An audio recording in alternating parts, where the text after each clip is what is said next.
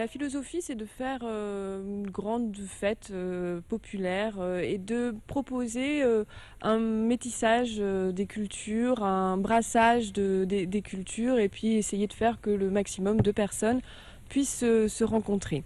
Alors la programmation pour cette année est composée de 3 spectacles. Un spectacle d'humour, de théâtre de Nasser Djemaï qui s'appelle Les Vipères se parfument au jasmin.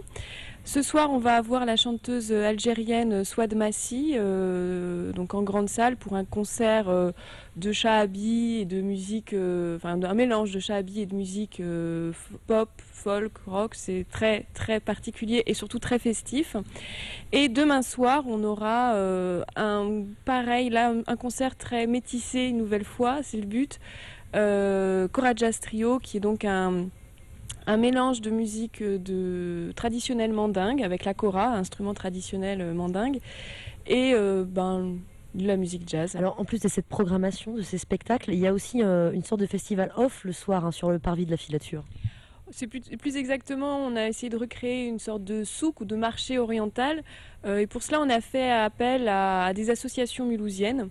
Donc en moyenne, on a chaque année une douzaine d'associations qui se prêtent au jeu, qui ont des stands, qui nous proposent de l'artisanat oriental, des pâtisseries orientales, des spécialités, des pizzas, de la shorba, etc. Donc c'est surtout de quoi justement se retrouver autour d'un moment convivial de partage, d'un repas, d'un thé à la menthe. Voilà. Donc c'est ouvert tous les soirs pendant les nuits du Ramadan, donc de 18h à minuit à peu près.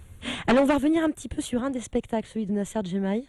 Donc Les Vipères se parfument au jasmin. Nasser Djemaï, auteur, interprète. Oui, alors Nasser Djemaï est d'abord comédien. Avant toute chose, il a une formation assez complète en art dramatique, puisqu'il a d'abord travaillé à l'école d'art dramatique de Saint-Étienne, avant de continuer ses études en Angleterre. Donc il a, et ça se voit assez dans son jeu, des influences qui viennent de plusieurs pays, des façons de travailler qui ne sont pas tout à fait les mêmes en Angleterre et en France pour un comédien. Il a, quand il est rentré d'Angleterre, beaucoup travaillé en tant que comédien avec des grands metteurs en scène comme Alain Françon ou Philippe Adrien ou Robert Cantarella. Et depuis quelques années, il écrit ses textes, donc Une étoile pour Noël et Les Vipères se parfument au jasmin, qu'il interprète lui-même sous forme en fait d'un one-man show d'une certaine façon, puisqu'il fait tous les personnages. Et on s'y retrouve complètement, on suit complètement l'histoire, même s'il n'y a qu'un seul interprète sur scène. Merci beaucoup Valentine. Alors justement, Nasser Djemaï vient d'arriver, il est en train de répéter son spectacle pour ce soir. Je vous propose, vous savez quoi, on va jouer les petites souris, on va aller voir un petit extrait. Sherazade, c'est quoi cette histoire? On paye plus de loyer? Non, plus rien! Pourquoi on paye plus de loyer? Parce que tu as sauvé son petit frère. Moi, j'ai soigné son petit frère. Sherazade, attention. Attention. Les hommes, si tu payes pas les loyers, tu payes autre chose. Sherazade.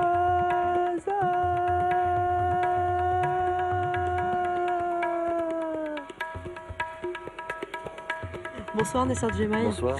Est-ce que vous pouvez nous raconter cette pièce, Les Vipères se parfument au jasmin? Les Vipères se parfument au jasmin racontent en fait la difficulté pour une jeune fille qui s'appelle Sherazade. En gros, c'est comment elle peut s'épanouir personnellement à travers le désir des autres. Dans le programme de la filature, il est question de comédie carnassière. Qu'est-ce que ça veut dire? C'est une comédie carnassière parce qu'en fait, il s'agit du personnage principal qui est une bouchère, qui est une jolie, belle et savoureuse bouchère. Et à l'intérieur de ça, tout se monnaie, tout s'échange à travers. Il est vraiment question de viande. Donc tout le monde se bouffe les uns les autres, et c'est pour ça que en même temps c'est très drôle et très cruel à la fois. Donc j'aime bien cette dimension carnassière. Alors j'imagine que l'inspiration, c'est tout simplement la vie quotidienne. Ce qu'on voit autour de soi, ce qu'on vit soi-même. Oui, Oui, oui, c'est comment on peut aussi se faire bouffer par les autres et bouffer les autres aussi. Mais oui, ça raconte un peu ça, c'est vrai. Alors, dans la pièce, vous jouez bien sûr plusieurs personnages à la fois. Oui. Déjà, est-ce que c'est facile de passer de l'un à l'autre comme ça paraît pas forcément évident vu de l'extérieur? Non, c'est pas facile, c'est même très difficile, mais la grande difficulté, c'est d'arriver Le grand défi, c'est que le spectateur croit à ce que je fais. Donc, la plus grosse contrainte, c'est d'arriver à trouver la vérité à chaque fois, même si je jongle d'un personnage à un autre, c'est vraiment de jongler d'une vérité à une autre, en gros. Et ouais, c'est pas toujours simple, mais j'y arrive. Alors, il y a une chose aussi, c'est assez marrant, on revient un petit peu aux sources du théâtre, à une époque où les hommes jouaient, y compris les rôles de femmes, Oui, oui. puisqu'ils étaient les seuls à avoir le droit de jouer. Ouais. Vous, c'est votre cas aussi. Comment est-ce qu'on interprète une femme?